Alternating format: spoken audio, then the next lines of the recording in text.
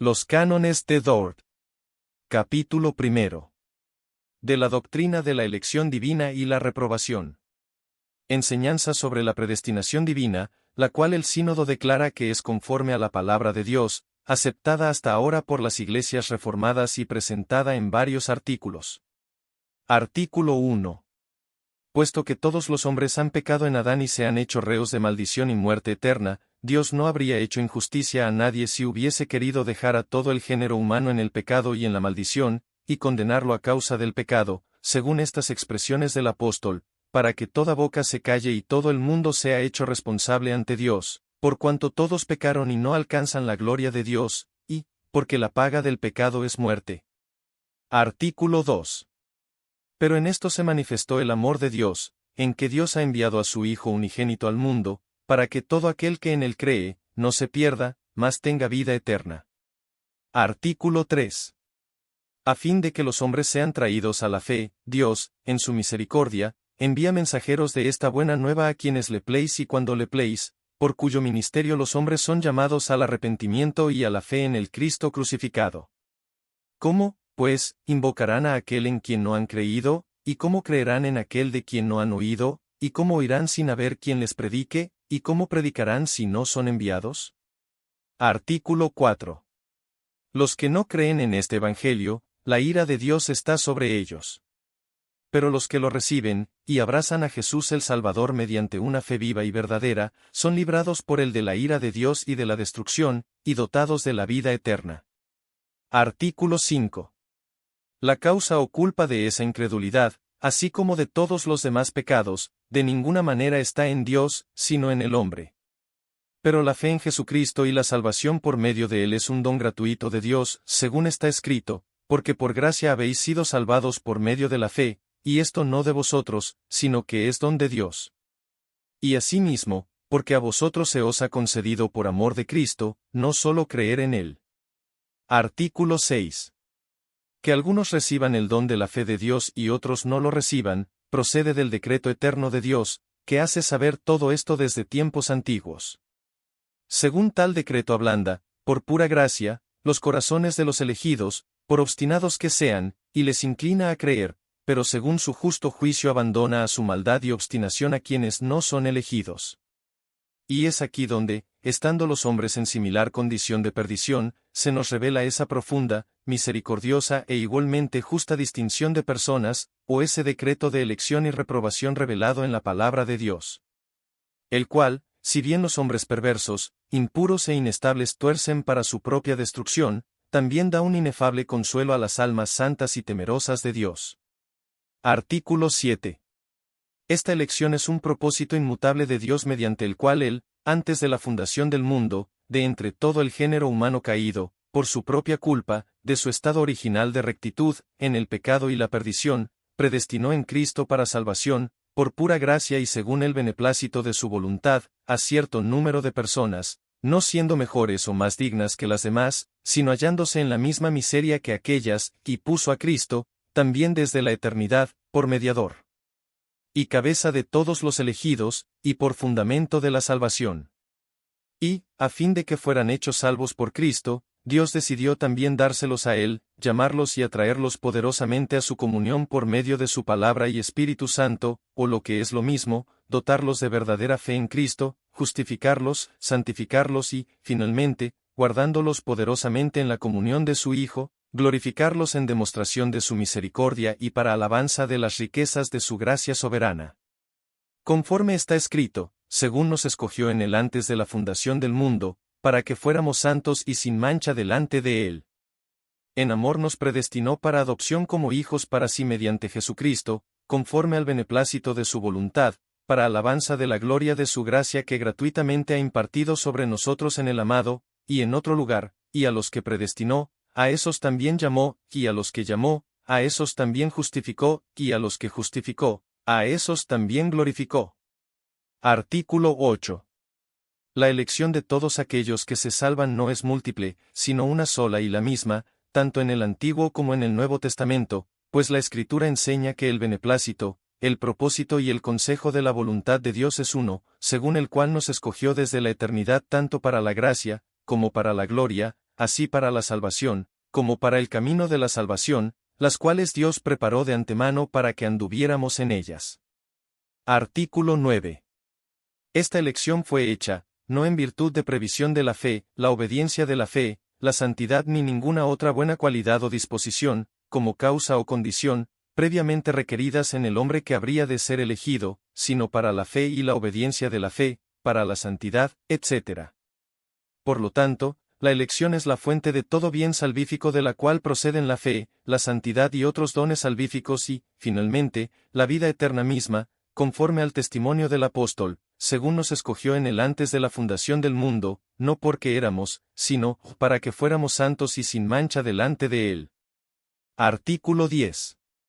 La causa de esta misericordiosa elección es únicamente el beneplácito de Dios, el cual no consiste en que Él escogió como condición de la salvación, de entre todas las posibles condiciones, algunas cualidades o acciones humanas, sino en que Él adoptó como un pueblo especial para sí a algunas personas determinadas de entre la común muchedumbre de pecadores. Como está escrito, porque aun cuando los mellizos no habían nacido, y no habían hecho nada, ni bueno ni malo, para que el propósito de Dios conforme a su elección permaneciera, no por las obras, sino por aquel que llama, se le dijo a ella, esto es, a Rebeca, el mayor servirá al menor. Tal como está escrito, a Jacob amé, pero a Esaú aborrecí, y creyeron cuantos estaban ordenados a vida eterna. Artículo 11.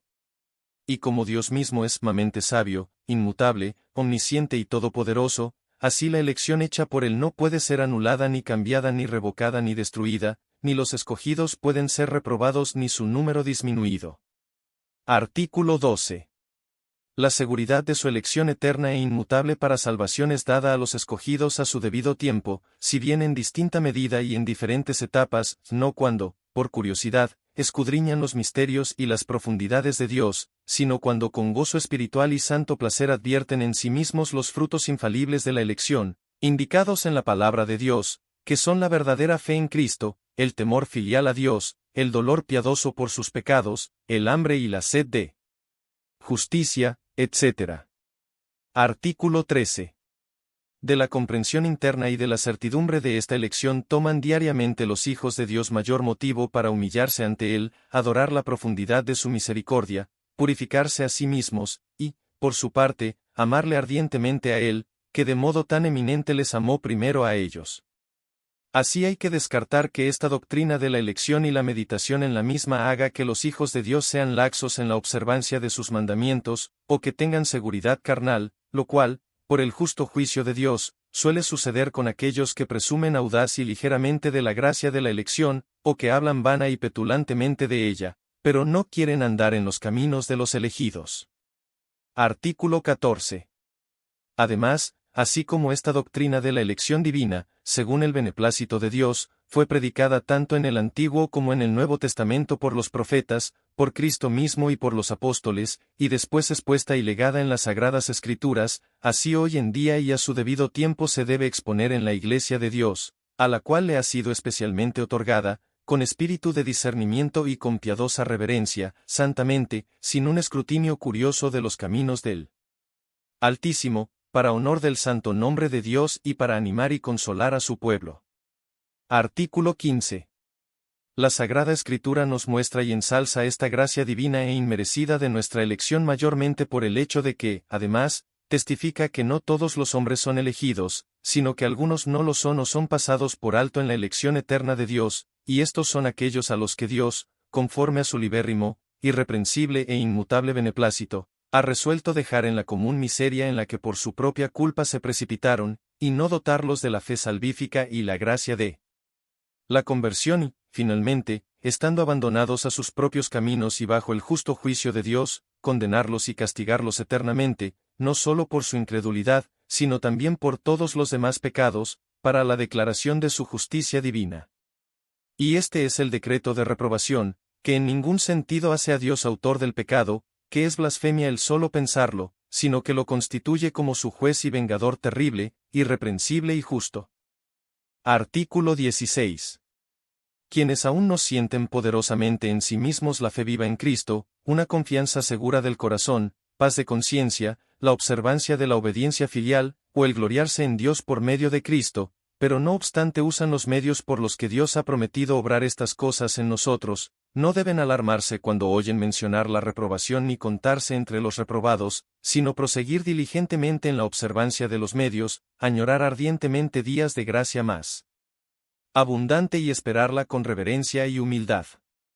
Mucho menos han de atemorizarse de esta doctrina de la reprobación aquellos que seriamente desean convertirse a Dios, agradarle a Él únicamente y ser librados del cuerpo de muerte, a pesar de que no pueden progresar en el camino de la fe y de la salvación tanto como ellos realmente querrían, ya que el Dios misericordioso ha prometido que no apagará el pabilo mortecino ni destruirá la caña cascada. Pero esta doctrina es, y con razón, terrible para aquellos que, no haciendo caso de Dios y Cristo, el Salvador, se han entregado por completo a las preocupaciones del mundo y a la voluntad de la carne, entre tanto no se conviertan a Dios verdaderamente. Artículo 17.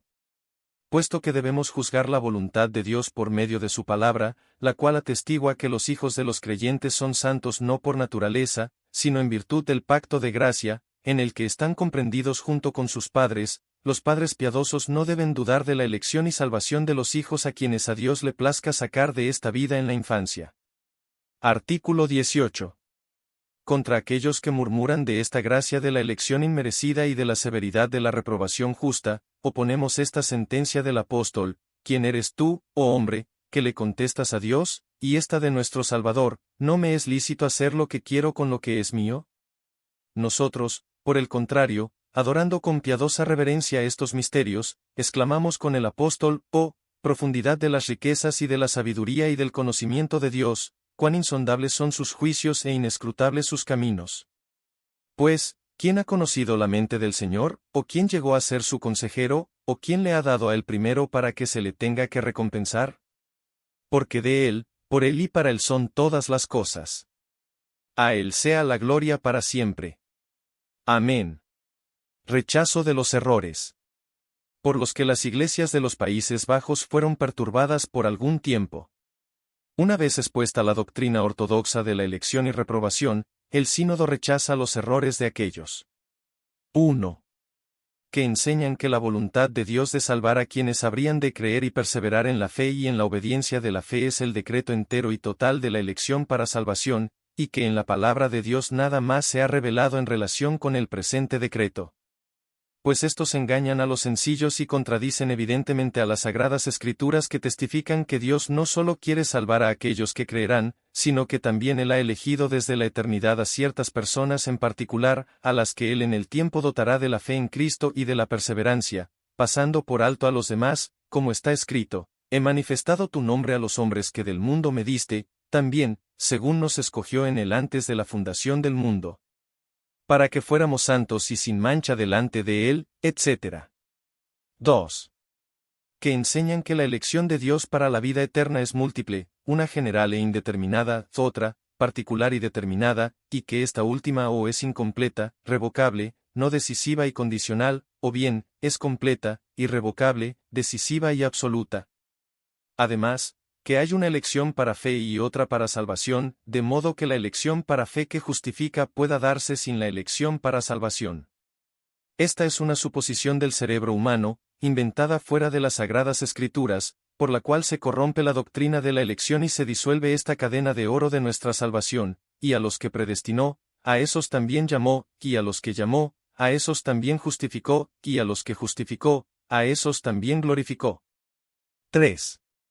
Que enseñan que el beneplácito y el propósito de Dios, de los cuales la Escritura habla en la doctrina de la elección, no consiste en esto, que Dios ha escogido desde el principio a ciertas personas particulares en lugar de otras, sino en que Dios, de entre todas las posibles condiciones, entre las cuales están las obras de la ley, o de entre el orden total de todas las cosas, ha escogido como condición de salvación el acto de fe, el cual por su naturaleza no es meritorio, y su obediencia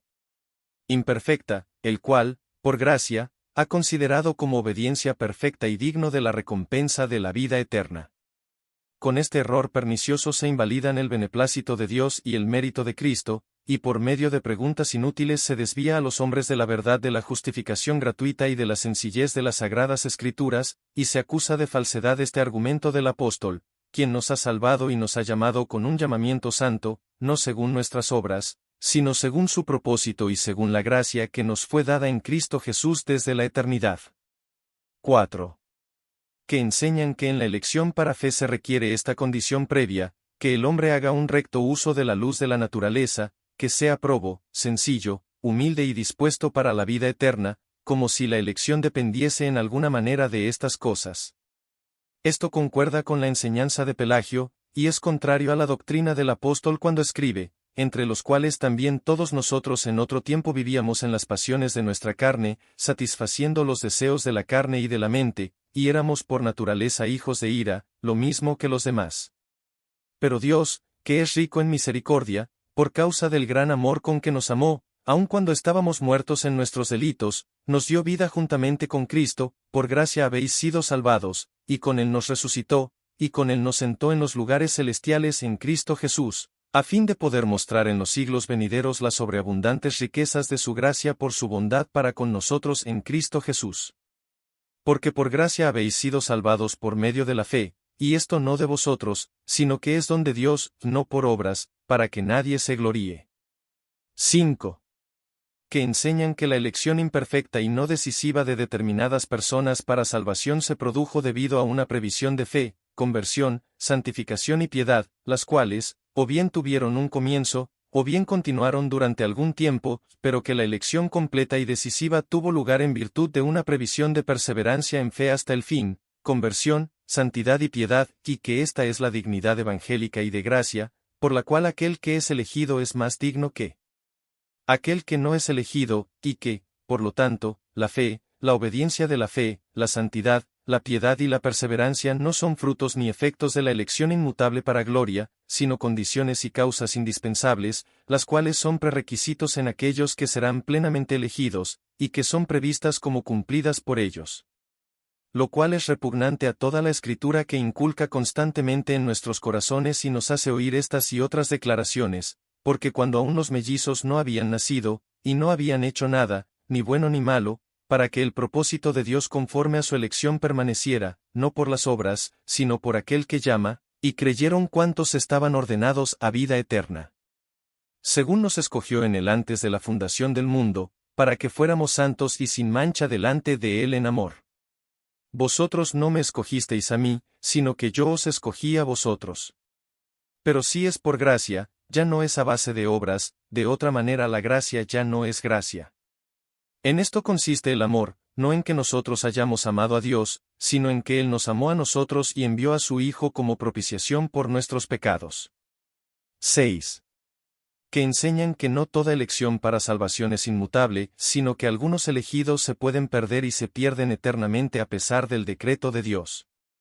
Mediante este grave error hacen que Dios sea cambiante y destruyen el consuelo de los piadosos por el cual obtienen la seguridad de su elección, y contradicen a la Sagrada Escritura que enseña que se levantarán falsos cristos y falsos profetas, y mostrarán grandes señales y prodigios, para así engañar, de ser posible, aun a los escogidos, que de todo lo que Él me ha dado yo no pierda nada, sino que lo resucite en el día final, y a los que predestinó, a esos también llamó, y a los que llamó,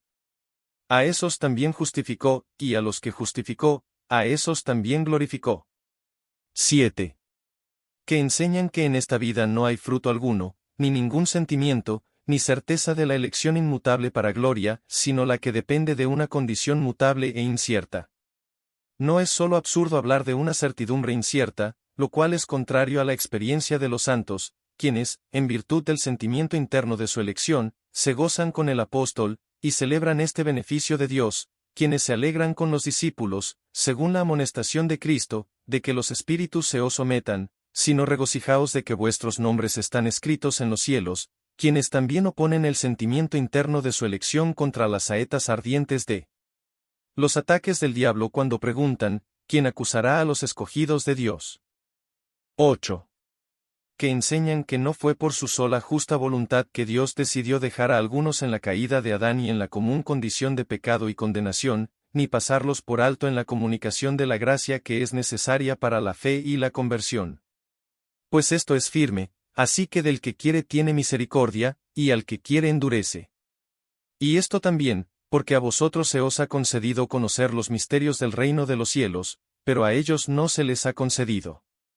Igualmente, te alabo, Padre, Señor del cielo y de la tierra, porque ocultaste estas cosas a sabios e inteligentes, y las revelaste a los niños. Sí, Padre, porque así fue de tu agrado. 9. Que enseñan que la causa por la que Dios envía el Evangelio a un pueblo y no a otro no es sola y exclusivamente por el beneplácito de Dios, sino por el hecho de que un pueblo es mejor y más digno que otro al que no le comunica el Evangelio. Pues Moisés protesta contra esto cuando habla al pueblo israelita en estos términos: He aquí, al Señor tu Dios pertenecen los cielos y los cielos de los cielos, la tierra y todo lo que en ella hay. Sin embargo, el Señor se agradó de tus padres, los amó, y escogió a su descendencia después de ellos, es decir, a vosotros, de entre todos los pueblos, como se ve hoy, y también Cristo, cuando dice: Ay de ti, Corazín, ay de ti, Betsaida. Porque si los milagros que se hicieron en vosotras se hubieran hecho en Tiro y en Sidón, hace tiempo que se hubieran arrepentido en cilicio y ceniza. Capítulo 2. De la doctrina de la redención del hombre mediante la muerte de Cristo. Artículo 1.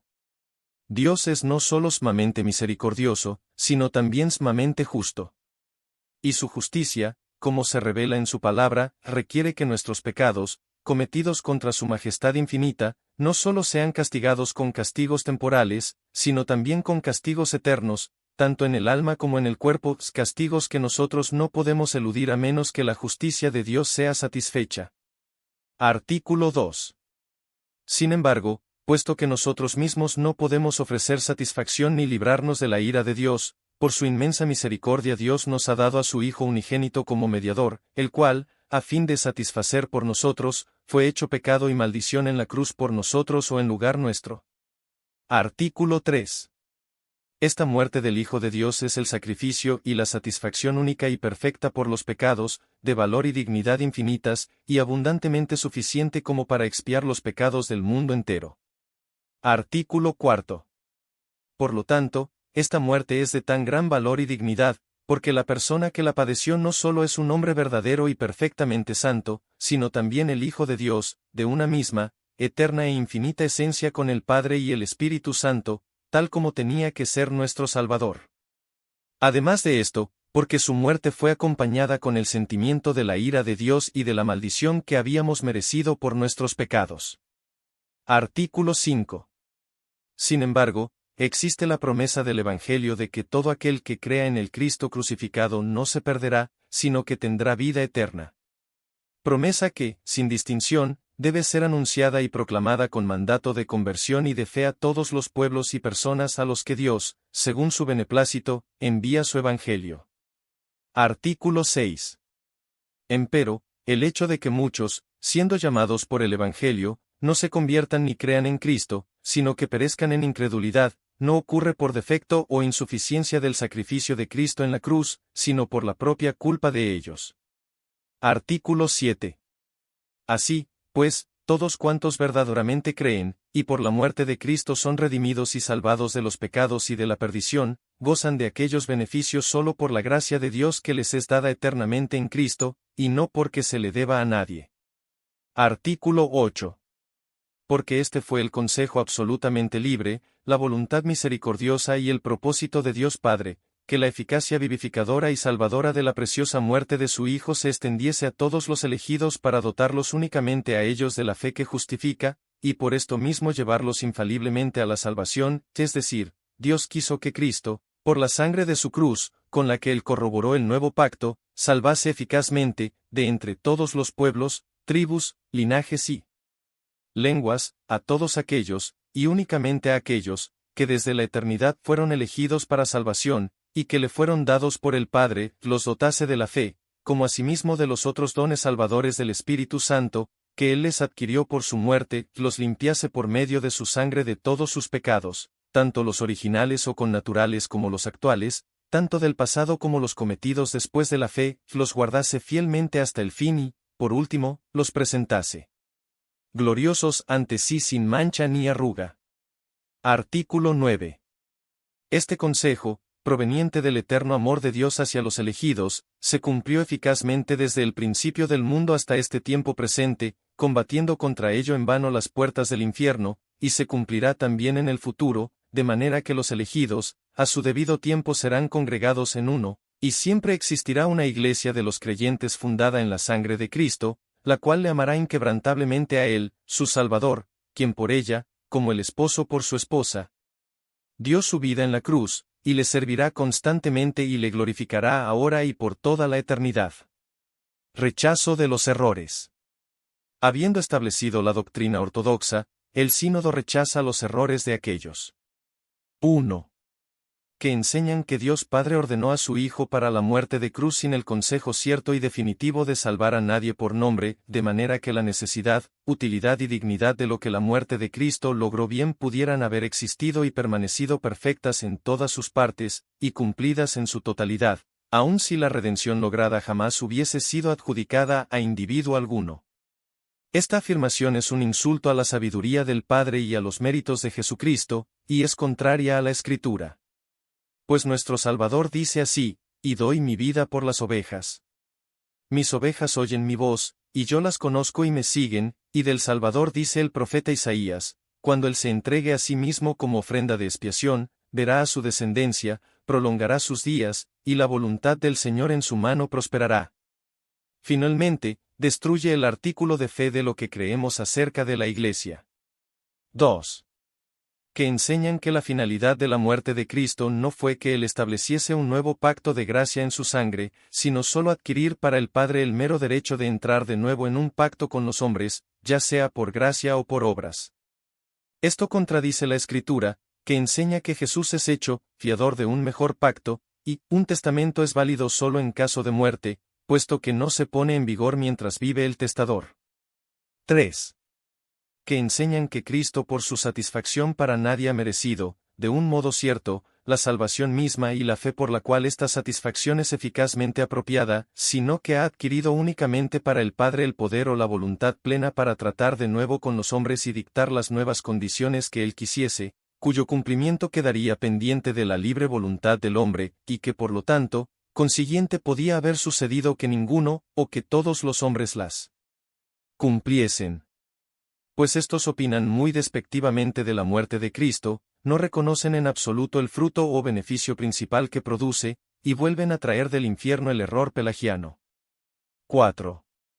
Que enseñan que el nuevo pacto de gracia, que Dios Padre hizo con los hombres por mediación de la muerte de Cristo, no consiste en que nosotros somos justificados en la presencia de Dios y salvados por medio de la fe, en cuanto que acepta los méritos de Cristo, sino en que Dios, habiendo abolido la exigencia de la obediencia perfecta a la ley, cuenta ahora la fe misma y la obediencia de la fe, aunque imperfectas, por perfecta obediencia a la ley, y por gracia, decide considerarlas dignas de la recompensa de la vida eterna. Ellos contradicen las sagradas Escrituras, siendo justificados gratuitamente por su gracia por medio de la redención que es en Cristo Jesús, a quien Dios exhibió públicamente como propiciación por su sangre a través de la fe, como demostración de su justicia, porque en su tolerancia, Dios pasó por alto los pecados cometidos anteriormente, y junto con el impío socino introducen una nueva y extraña justificación del hombre en la presencia de Dios, contraria al consenso unánime de toda la Iglesia. 5.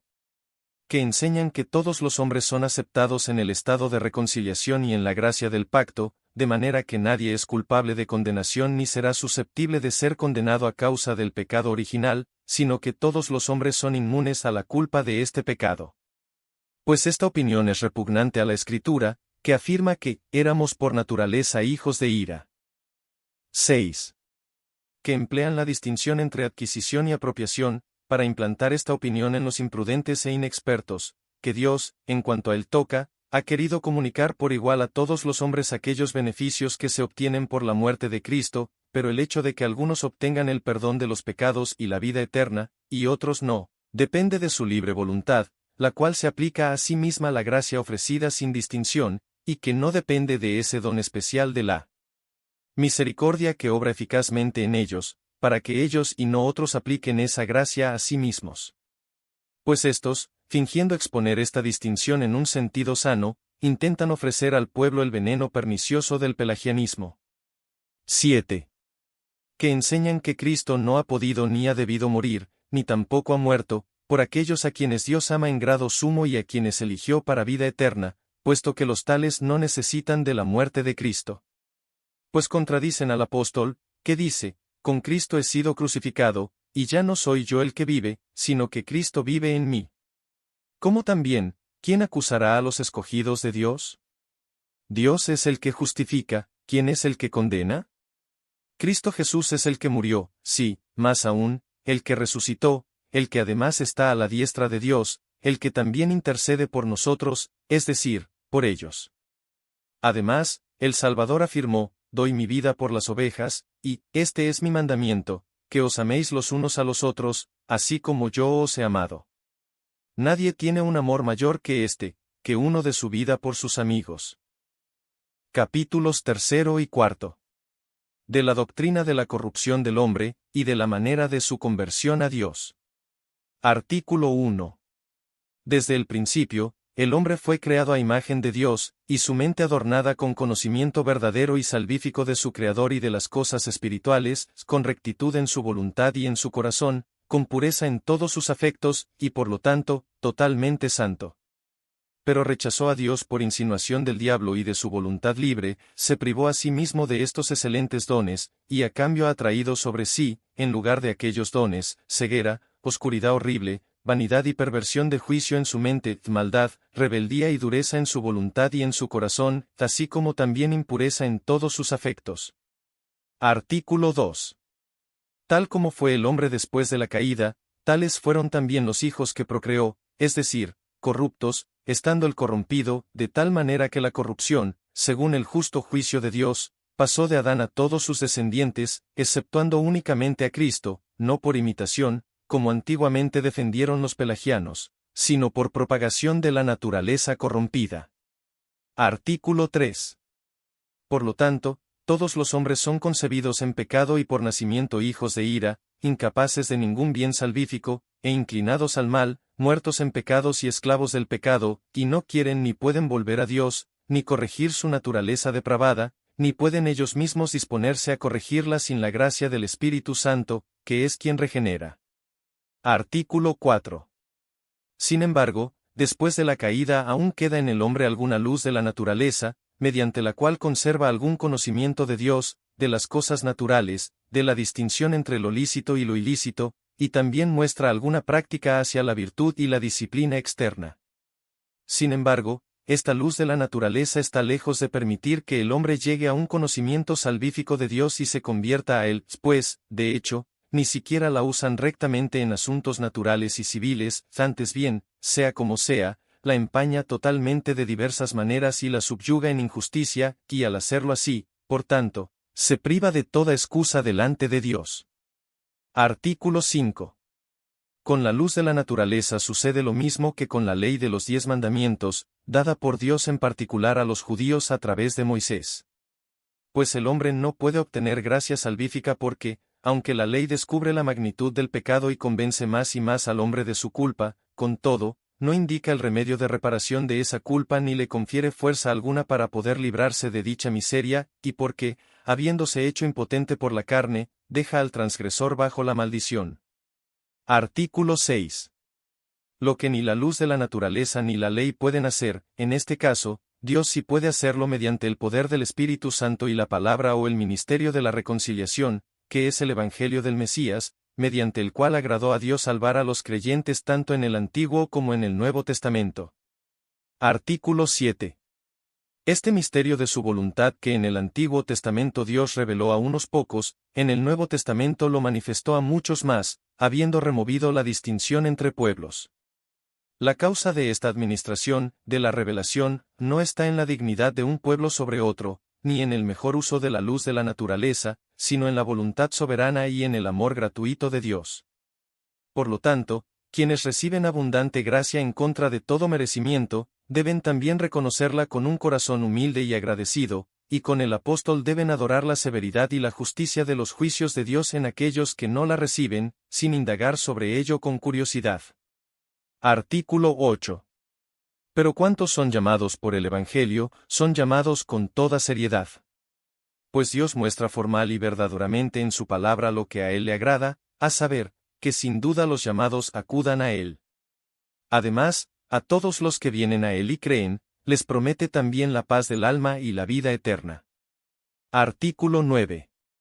En cuanto a que muchos llamados por el ministerio del Evangelio no vengan a él ni se conviertan, no es culpa del Evangelio, ni de Cristo, el cual es ofrecido por el Evangelio, ni en Dios, que llama por el Evangelio e incluso comunica diferentes dones a los que llama, sino de aquellos que son llamados, algunos de los cuales, siendo descuidados, no aceptan la palabra de vida, otros sí la aceptan, pero no en lo íntimo de su corazón, y de ahí que, después de algún entusiasmo pasajero, retrocedan de nuevo de su fe temporal, otros ahogan la semilla de la palabra con los espinos de las preocupaciones y de los deleites del siglo, y no dan ningún fruto, lo cual enseña nuestro Salvador en la parábola del sembrador. Artículo 10. En cuanto a otros, que llamados por el ministerio del Evangelio acuden y se convierten, no debe atribuirse al hombre como si él por su libre voluntad se distinguiese de los otros que son provistos de igual o suficiente gracia, como sostiene la orgullosa herejía de Pelagio, sino que debe atribuirse a Dios, el cual, al igual que predestinó a los suyos desde la eternidad en Cristo, así también llama a estos mismos en el tiempo, los dota de la fe y de la conversión y, salvándolos del poder de las tinieblas, los traslada al reino de su Hijo a fin de que anuncien las virtudes de aquel que los llamó de las tinieblas a su luz admirable, y esto a fin de que no se gloríen en sí mismos, sino en el Señor. Pues esto es lo que testifican los escritos apostólicos en distintas partes. Artículo 11. Además, cuando Dios lleva a cabo su beneplácito en los escogidos y obra en ellos la conversión verdadera, lo lleva a cabo de tal manera que no solo hace que se les predique el Evangelio externamente, y que sea alumbrada poderosamente su inteligencia por el Espíritu Santo a fin de que lleguen a comprender y distinguir rectamente las cosas que son del Espíritu de Dios, sino que Él penetra también hasta las partes más íntimas del hombre con la eficacia regeneradora de este mismo Espíritu, Él abre el corazón que está cerrado, Él quebranta lo que está endurecido, Él circuncida lo que es incircunciso, Él infunde en la voluntad propiedades nuevas, y hace que esa voluntad que estaba muerta, reviva, que era mala, se haga buena, que no quería, ahora quiera realmente, que era rebelde, se haga obediente, Él mueve y fortalece de tal manera esa voluntad para que pueda, cual árbol bueno, llevar frutos de buenas acciones. Artículo 12. Y este es aquel nuevo nacimiento, aquella regeneración, nueva creación, resurrección de muertos y vivificación de que tan excelentemente se habla en las Sagradas Escrituras, y lo cual Dios obra en nosotros sin nosotros. Esto de ninguna manera proviene solamente de la predicación externa, ni de la persuasión moral, ni de ninguna forma de acción tal que, tras haber terminado Dios su obra, entonces esté en el poder del hombre el regenerarse o no, el convertirse o no.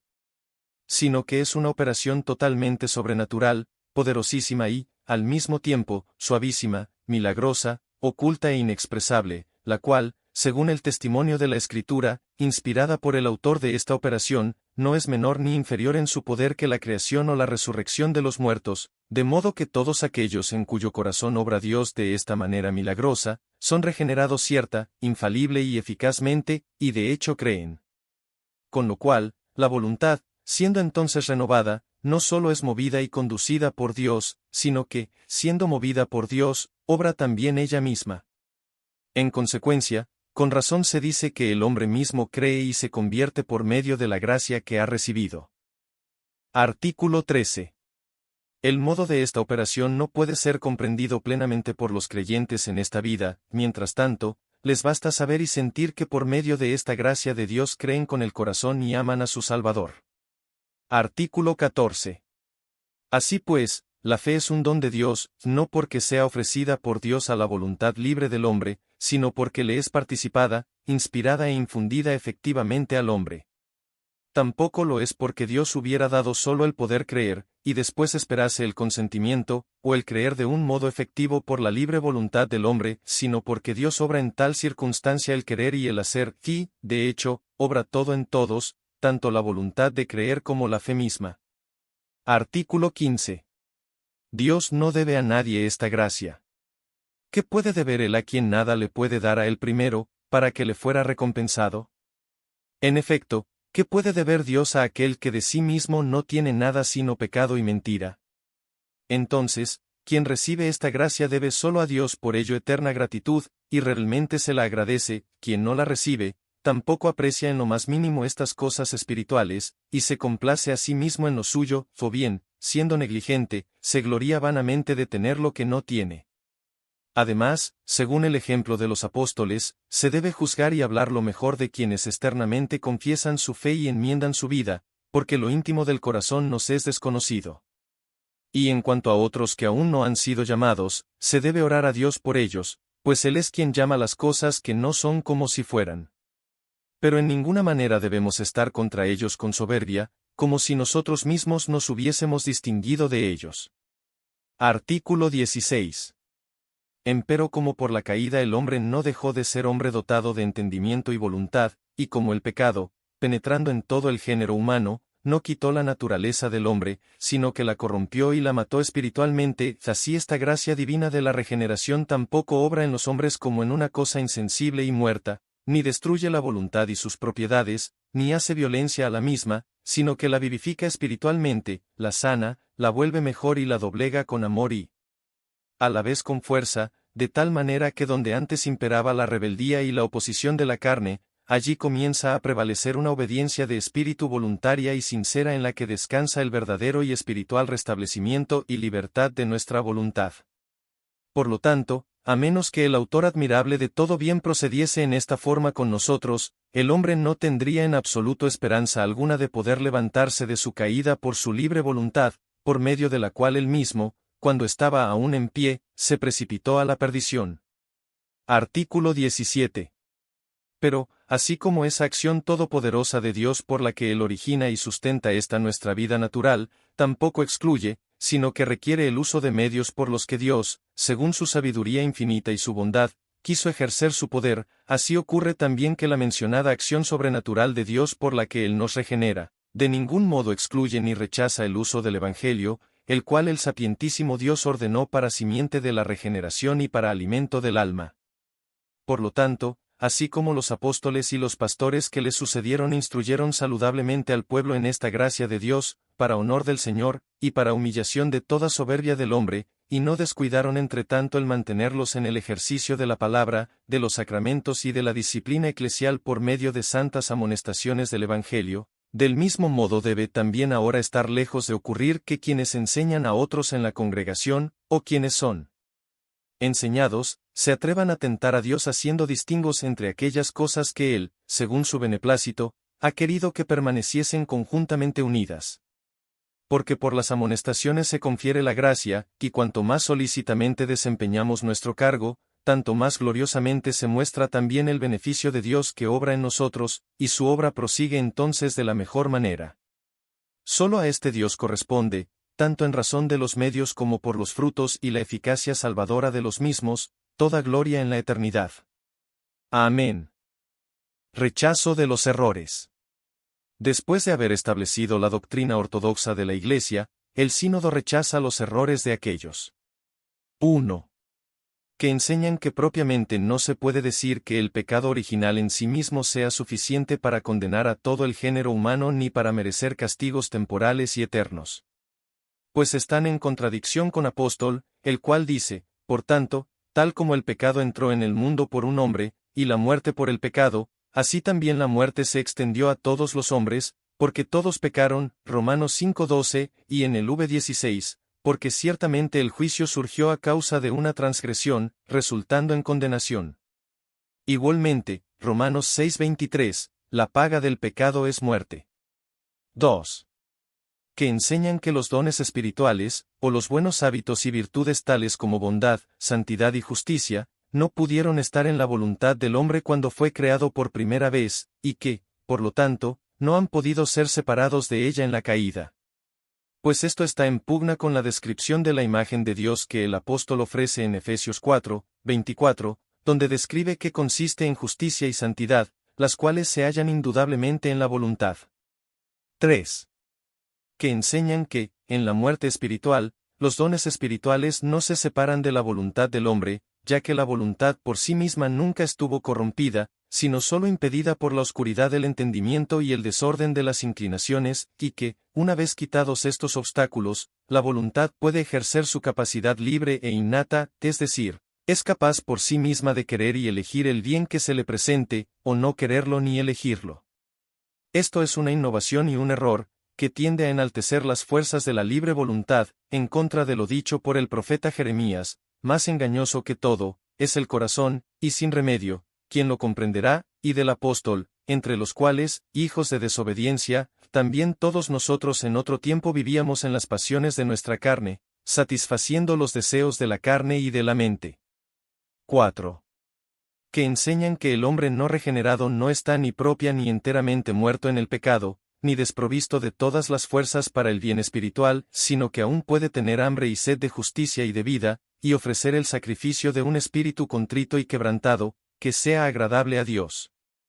Pues esto está en contra de los testimonios claros de la Sagrada Escritura: aun cuando estábamos muertos en nuestros delitos, nos dio vida juntamente con Cristo, y el Señor vio que era mucha la maldad de los hombres en la tierra, y que toda intención de los pensamientos de su corazón era solo hacer siempre el mal, y, porque la intención del corazón del hombre es mala desde su juventud.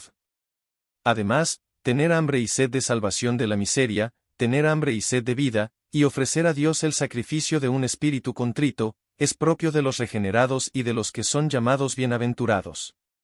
5. Que enseñan que el hombre natural y corrompido puede hacer tal buen uso de la gracia común, que para ellos es la luz de la naturaleza, o de los dones que después de la caída aún le fueron dejados, que mediante ello puede obtener, poco a poco y gradualmente, una gracia mayor, es decir, la gracia evangélica o salvadora y la bienaventuranza misma. Y que Dios, por esta razón, se muestra dispuesto por su parte a revelar a Cristo a todos los hombres, ya que Él suministra a todos, de un modo suficiente y eficaz, los medios que se necesitan para la conversión. Pues, a la par de la experiencia de todos los tiempos, también la Escritura demuestra que tal cosa es falsa, declara su palabra a Jacob, y sus estatutos y sus ordenanzas a Israel. No ha hecho así con ninguna otra nación, y en cuanto a sus ordenanzas, no las han conocido. El cual en las generaciones pasadas permitió que todas las naciones siguieran sus propios caminos, y, habiendo sido impedidos, esto es, Pablo y los suyos, por el Espíritu Santo de hablar la palabra en Asia, y cuando llegaron a Misia, intentaron ir a Bitinia, pero el Espíritu de Jesús no se lo permitió. 6. Que enseñan que en la verdadera conversión del hombre ninguna nueva cualidad, predisposición o don pueden ser infundidos por Dios en la voluntad, y que, consecuentemente, la fe por la que en principio nos convertimos y en razón de la cual somos llamados creyentes, no es una cualidad o don infundido por Dios, sino solo un acto del hombre, y que no puede ser llamado un don, sino solo en relación al poder para la consecución de la fe misma. Pues con esto contradicen a la Sagrada Escritura, que testifica que Dios derrama en nuestro corazón nuevas cualidades de fe, de obediencia y de conciencia de su amor: pondré mi ley dentro de ellos, y sobre sus corazones la escribiré, y derramaré mi espíritu sobre tu posteridad, y mi bendición sobre tus descendientes, y el amor de Dios ha sido derramado en nuestros corazones por medio del Espíritu Santo que nos fue dado. Este error es también repugnante a la continua práctica de la Iglesia de Dios que, con el profeta, ora así: hazme volver para que sea restaurado. 7. Que enseñan que la gracia, por la que somos convertidos a Dios, es nada más que una suave persuasión, como otros lo explican, que la manera nobilísima de actuación en la conversión del hombre y la más apropiada a la naturaleza humana es la que ocurre por persuasión, y que nada impide que esta gracia de persuasión moral, incluso por sí misma, haga espiritual al hombre natural. Es más, que Dios solamente produce el consentimiento de la voluntad mediante esta manera de persuasión, y que la eficacia de la acción divina, mediante la cual supera la acción de Satanás, consiste en que Dios promete bienes eternos, en tanto que Satanás solo temporales. Esto es totalmente pelagiano y es contrario a toda la Sagrada Escritura, que reconoce, además de esta, otra manera de obrar del Espíritu Santo en la conversión del hombre mucho más eficaz y más divina. Como lo dice Ezequiel: además, os daré un corazón nuevo y pondré un espíritu nuevo dentro de vosotros, quitaré de vuestra carne el corazón de piedra y os daré un corazón de carne. 8. Que enseñan que en la regeneración del hombre Dios no usa el poder de su omnipotencia que doblega poderosa e infaliblemente la voluntad de aquel a la fe y a la conversión, sino que, aun cumplidas todas las operaciones de la gracia que Dios usa para convertirle, el hombre, sin embargo, de tal manera puede resistir a Dios y al Espíritu Santo, y de hecho resiste con frecuencia cuando Dios tiene la intención de su regeneración y la voluntad de regenerarlo, que impide por completo su regeneración y que, por lo tanto, queda en su propio poder el ser regenerado o no. Esto es nada menos que la negación de toda la eficacia de la gracia de Dios en nuestra conversión, y subordinar la acción de Dios Todopoderoso a la voluntad del hombre, y está contra los apóstoles, que enseñan, los que creemos, conforme a la eficacia de la fuerza de su poder, y, para que nuestro Dios os considere dignos de vuestro llamamiento y cumpla todo deseo de bondad y la obra de fe, con poder, y, pues su divino poder nos ha concedido todo cuanto concierne a la vida y a la piedad, mediante el verdadero conocimiento de aquel que nos llamó por su gloria y excelencia. 9.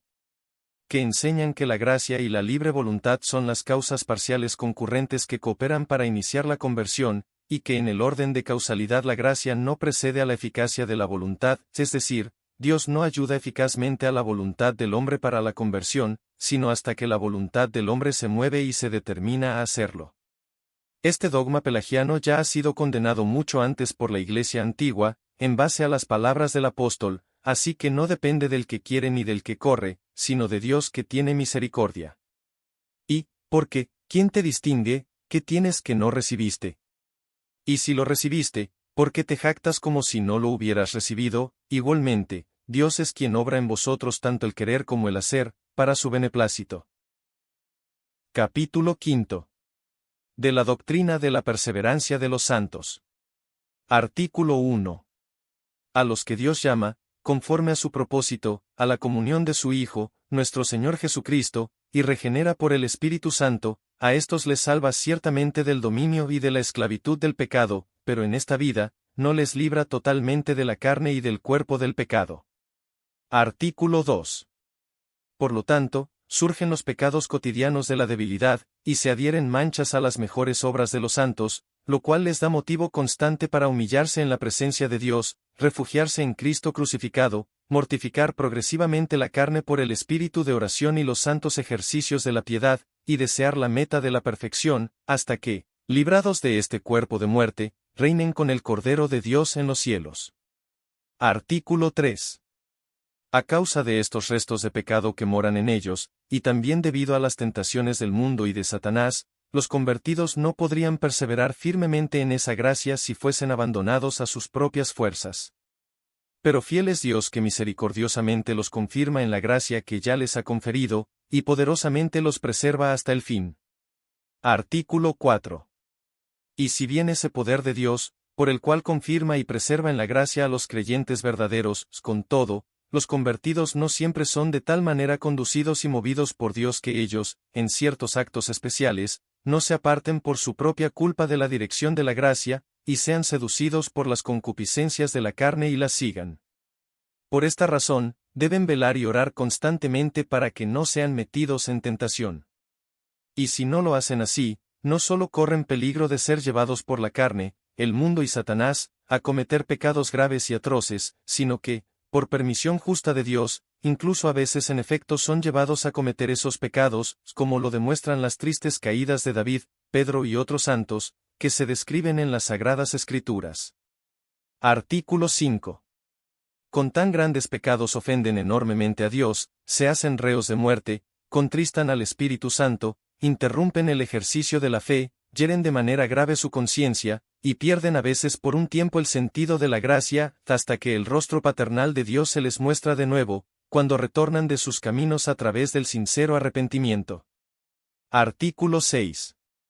Pues Dios, que es rico en misericordia, según el propósito inmutable de la elección, no aparta totalmente el Espíritu Santo de los suyos, incluso en las caídas más lamentables, ni los deja recaer hasta el punto de que pierdan la gracia de la adopción ni el estado de justificación, ni que cometan el pecado de muerte o contra el Espíritu Santo, ni que se precipiten en la condenación eterna al ser totalmente abandonados por Dios. Artículo 7. Porque, en primer lugar, en una caída tal, aún conserva Dios en ellos esta su simiente inmortal, de la cual son regenerados, de modo que no perezcan ni sea echada fuera. Luego, por medio de su palabra y espíritu, los renueva para arrepentimiento de manera cierta y eficaz, a fin de que se contristen, de corazón y según Dios quiere, por los pecados cometidos, deseen y obtengan, con un corazón quebrantado, por medio de la fe, perdonen la sangre del mediador, sientan de nuevo la gracia de Dios que se reconcilia con ellos, adoren su misericordia y fidelidad, y en adelante trabajen más diligentemente en su salvación con temor y temblor. Artículo 8. Así que, no obtienen todo esto por sus méritos o fuerzas, sino por la misericordia gratuita de Dios, de tal manera que ni caen del todo de la fe y de la gracia, ni permanecen hasta el fin en la caída o se pierden. Lo cual, por lo que de ellos depende, no solo podría ocurrir fácilmente, sino que realmente ocurriría, pero por lo que respecta a Dios, no puede suceder de ninguna manera, por cuanto ni su consejo puede ser alterado, ni falla su promesa, ni puede ser revocado su llamamiento conforme a su propósito, ni invalidados el mérito, la intercesión y la protección de Cristo, ni borrado o frustrado el sello del Espíritu Santo. Artículo 9. En cuanto a esta protección de los escogidos para la salvación, la perseverancia de los verdaderos creyentes en la fe, los creyentes mismos pueden estar seguros, y lo estarán según la medida de la fe por la cual firmemente creen que son y permanecerán siempre miembros vivos y verdaderos de la Iglesia, y que poseen el perdón de pecados y la vida eterna. Artículo 10. En consecuencia, esta seguridad no proviene de ninguna revelación especial ocurrida sin la palabra o fuera de ella, sino de la fe en las promesas de Dios, que Él, para consuelo nuestro, reveló abundantemente en su palabra, de que, el Espíritu mismo da testimonio a nuestro espíritu de que somos hijos de Dios, Romanos 8:16, y finalmente, del ejercicio santo y sincero tanto de una buena conciencia como de las buenas obras. Y si en este mundo, los elegidos de Dios no tuvieran, tanto este sólido consuelo de obtener la victoria, como esta prenda cierta de la gloria eterna, entonces serían los más miserables de todos los hombres. Artículo 11. Por su parte, la Sagrada Escritura testifica que los creyentes, en esta vida, luchan contra diversas dudas de la carne y que, puestos en grave tentación, no siempre sienten esta confianza absoluta de la fe y esta certeza de la perseverancia. Pero Dios, el Padre de toda consolación, no permitirá que vosotros seáis tentados más allá de lo que podéis soportar, sino que con la tentación proveerá también la vía de escape, a fin de que podáis resistirla, y mediante el Espíritu Santo, de nuevo despierta en ellos la seguridad de la perseverancia. Artículo 12. Sin embargo, esta certeza de la perseverancia lejos de hacer a los verdaderos creyentes orgullosos y carnalmente seguros, por el contrario, es la verdadera raíz de la humildad, del temor filial, de piedad verdadera, de paciencia en toda lucha, de oraciones fervientes, de firmeza en la cruz y en la confesión de la verdad y de firme alegría en Dios. La consideración de ese beneficio es un estímulo para la práctica seria y constante de la gratitud y para el ejercicio de las buenas obras, como es evidente a partir los testimonios de la Sagrada Escritura y los ejemplos de los santos. Artículo 13. Tampoco la renovada confianza de la perseverancia produce inmoralidad o indiferencia por la piedad en aquellos que son reincorporados después de haber caído, sino un cuidado mayor en observar diligentemente los caminos del Señor que fueron preparados de antemano, a fin de que, caminando en ellos, puedan mantener la seguridad de su perseverancia, no sea que, por el abuso de su benignidad paternal, el rostro propicio de Dios, cuya contemplación es más dulce que la vida, y cuyo ocultamiento es más amargo que la muerte, se aparte nuevamente de ellos, y caigan así en más graves tormentos de ánimo. Artículo 14. Como agradó a Dios comenzar en nosotros esta obra suya de la gracia por medio de la predicación del Evangelio, así Él la guarda, continúa y perfecciona por el oír, leer y meditar en él, así como por las amonestaciones, las amenazas, las promesas y el uso de los sacramentos. Artículo 15. Esta doctrina de la perseverancia de los verdaderos creyentes y santos, así como de la certeza de esta perseverancia que Dios, para la gloria de su nombre y para consuelo de las almas piadosas, reveló superabundantemente en su palabra e imprime en los corazones de los creyentes, no es comprendida por la carne, es odiada por Satanás, ridiculizada por el mundo, abusada por los ignorantes e hipócritas y combatida por los herejes, pero la esposa de Cristo siempre la amó con ternura y constantemente. La defendió como un tesoro de valor inestimable.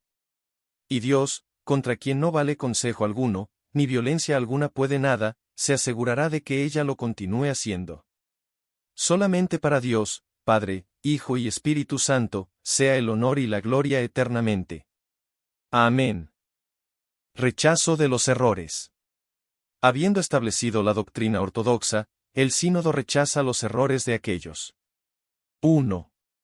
Que enseñan que la perseverancia de los verdaderos creyentes no es el efecto de la elección, o un don de Dios producido por la muerte de Cristo, sino una condición del nuevo pacto, que el hombre debe cumplir por su libre voluntad, como dicen ellos, para su definitiva elección y justificación. Pues la Sagrada Escritura testifica que la perseverancia se deriva de la elección y se otorga a los escogidos en virtud de la muerte, resurrección e intercesión de Cristo. Los que fueron escogidos lo alcanzaron y los demás fueron endurecidos. También, el que no eximió ni a su propio Hijo, sino que lo entregó por todos nosotros, ¿cómo no nos concederá también con él todas las cosas? ¿Quién acusará a los escogidos de Dios? Dios es el que justifica, ¿quién es el que condena? Cristo Jesús es el que murió, sí, más aún, el que resucitó, el que además está a la diestra de Dios, el que también intercede por nosotros. ¿Quién nos separará del amor de Cristo? ¿Tribulación, o angustia, o persecución, o hambre, o desnudez, o peligro, o espada? 2. Que enseñan que Dios ciertamente provee al hombre creyente de fuerzas suficientes para perseverar, y está dispuesto a conservarlas en él si éste cumple con su deber, pero que, incluso con todas esas cosas que son necesarias para perseverar en la fe y que Dios se complace en usar para preservar la fe, siempre depende de que la voluntad humana elija perseverar o no. Pues esta declaración es un pelagianismo manifiesto, y aunque pretende hacer libres a los hombres, los torna de este modo en sacrílegos de la constante unanimidad de la enseñanza evangélica, la cual quita al hombre todo motivo de glorificación propia y atribuye la alabanza de este beneficio a la sola gracia de Dios, y va contra el testimonio del apóstol: Dios os confirmará hasta el fin, para que seáis irreprensibles en el día de nuestro Señor Jesucristo. 3. Que enseñan que los verdaderos creyentes y regenerados no solo pueden perder total y definitivamente la fe que justifica, la gracia y la salvación, sino que en realidad no es raro que se aparten ellas y de hecho se pierdan eternamente. Pues esta opinión desvirtúa la gracia, la justificación, la regeneración y la protección permanente de Cristo, y es contraria a las elocuentes palabras del apóstol Pablo, que, siendo aún pecadores, Cristo murió por nosotros. Entonces mucho más, habiendo sido ahora justificados por su sangre, seremos salvos de la ira de Dios por medio de él, y en contra del apóstol Juan: ninguno que es nacido de Dios practica el pecado, porque la simiente de Dios permanece en él, y no puede pecar, porque es nacido de Dios, y también en contra de las palabras de Jesucristo: y yo les doy vida eterna y jamás perecerán, y nadie las arrebatará de mi mano. Mi Padre que me las dio es mayor que todos, y nadie las puede arrebatar de la mano del Padre. 4. Que enseñan que los verdaderos creyentes y regenerados pueden cometer el pecado de muerte, o contra el Espíritu Santo. Porque el apóstol Juan mismo, una vez que habló en el capítulo 5 de su primera carta, versículos 16 y 17, de aquellos que pecan de muerte, prohibiendo orar por ellos, agrega enseguida, en el versículo 18, que todo aquel que ha nacido de Dios no practica el pecado, entiéndase, tal género de pecado. Sabemos que todo el que ha nacido de Dios, no peca, sino que aquel que nació de Dios lo guarda y el maligno no lo toca. 5. Que enseñan que en esta vida no se puede tener seguridad de la perseverancia futura, sin una revelación especial. Pues por medio de esta doctrina, se despoja a los verdaderos creyentes del firme consuelo en esta vida, y se introduce en la Iglesia la duda de los papistas. Pero, en muchos lugares, la Sagrada Escritura deriva esta seguridad, no de una revelación especial ni extraordinaria, sino de las características propias de los hijos de Dios, y de las promesas firmísimas de Dios, como escribe el apóstol Pablo: ninguna otra cosa creada nos podrá separar del amor de Dios que es en Cristo Jesús Señor nuestro. Y Juan: el que guarda sus mandamientos permanece en él y Dios en él. Y en esto sabemos que él permanece en nosotros, por el Espíritu que nos ha dado. 6. Que enseñan que la doctrina de la seguridad o certeza de la perseverancia y de la salvación es por su propia índole y naturaleza una comodidad para la carne, y perjudicial para la piedad, para las buenas costumbres, para la oración y para otros ejercicios santos, pero que, por el contrario, el dudar de ellas es digno de elogio. Pues estos demuestran que ignoran la eficacia de la gracia divina y la acción de la morada del Espíritu Santo, y contradicen al apóstol Juan que, en su primera epístola enseña expresamente lo contrario: amados, ahora somos hijos de Dios y aún no se ha manifestado lo que habremos de ser. Pero sabemos que cuando Él se manifieste, seremos semejantes a Él porque le veremos como Él es. Y todo el que tiene esta esperanza puesta en Él, se purifica, así como Él es puro. Además, estos son refutados por los ejemplos de los santos, tanto del Antiguo como del Nuevo Testamento, quienes, aunque estuvieron seguros de su perseverancia y salvación, sin embargo, perseveraron en las oraciones y los demás ejercicios de piedad. 7. Que enseñan que la fe de aquellos que solamente creen por algún tiempo no difiere de la fe que justifica y salva, sino solo en la duración. Pues Cristo mismo, en Mateo 13, 20 y en Lucas 8, 13 y siguientes, además de esto establece claramente una triple diferencia entre aquellos que solo creen por un cierto tiempo y los creyentes verdaderos, cuando dice que aquellos reciben la semilla en tierra pedregosa, más estos en tierra buena, o sea, en buen corazón, que aquellos no tienen raíces, pero estos tienen raíces firmes, que aquellos no llevan fruto, pero estos producen frutos en diversa medida, con constancia y perseverancia. 8. Que enseñan que no es un absurdo que el hombre, habiendo perdido su primera regeneración, sea de nuevo, y aun muchas veces, renacido. Pues con tal doctrina niegan la incorruptibilidad de la simiente de Dios de la cual somos nacidos de nuevo, y se oponen al testimonio del apóstol Pedro que dice, pues habéis nacido de nuevo, no de una simiente corruptible, sino de una que es incorruptible, es decir, mediante la palabra de Dios que vive y permanece. 9. Que enseñan que Cristo en alguna parte hubiese rogado porque los creyentes perseverasen infaliblemente en la fe. Pues contradicen a Cristo mismo, que dice, yo he rogado por ti, Pedro, para que tu fe no falle, y al evangelista Juan, que da testimonio de que Cristo, no solo por los apóstoles, sino también por todos aquellos que habrían de creer por su palabra, oró así, Padre Santo, guárdalos en tu nombre, y, no te ruego que los saques del mundo, sino que los guardes del maligno. Conclusión. Esta es la explicación escueta, sencilla y genuina de la doctrina ortodoxa acerca de los 5 artículos sobre los que surgieron diferencias en los Países Bajos, y, a la vez, el rechazo de los errores que perturbaron durante cierto tiempo a la Iglesia holandesa. El sínodo juzga que tal explicación y rechazo han sido deducidos de la palabra de Dios, y que concuerdan con la confesión de las iglesias reformadas. De lo que claramente se deduce que, aquellos a quienes menos correspondían tales cosas, han obrado en contra de toda verdad, equidad y amor, y han querido inculcar al pueblo para que crea. Que la doctrina de las iglesias reformadas respecto a la predestinación y a los capítulos referentes a ella desvían, por su propia naturaleza y peso, el corazón de los hombres de toda piedad y religión, que es una comodidad para la carne y el diablo, y una fortaleza de Satanás, desde donde trama emboscada a todos los hombres, hiere a la mayoría de ellos y a muchos les sigue disparando mortalmente los dardos de la desesperación o de la negligencia, que hace a Dios autor del pecado y de la injusticia, tirano e hipócrita, y que tal doctrina no es otra cosa sino un extremismo renovado, maniqueísmo, libertinismo e islamismo, que hace a los hombres carnalmente descuidados al sugerirse a sí mismos por ella que a los escogidos no puede perjudicarles en su salvación el cómo vivan, y por eso se permiten perpetrar tranquilamente los crímenes más atroces, que a los que fueron reprobados no les puede servir de salvación el que, concediendo que pudiera ser, hubiesen hecho verdaderamente todas las obras de los santos, que con esta doctrina se enseña que Dios, por simple y puro antojo de su voluntad, y sin la inspección o crítica más mínima de pecado alguno, predestinó y creó a la mayor parte de la humanidad para la condenación eterna, que la reprobación es causa de la incredulidad e impiedad de igual manera que la elección es fuente y causa de la fe y de las buenas obras, que muchos niños inocentes son arrancados del pecho de las madres, y tiránicamente arrojados al infierno.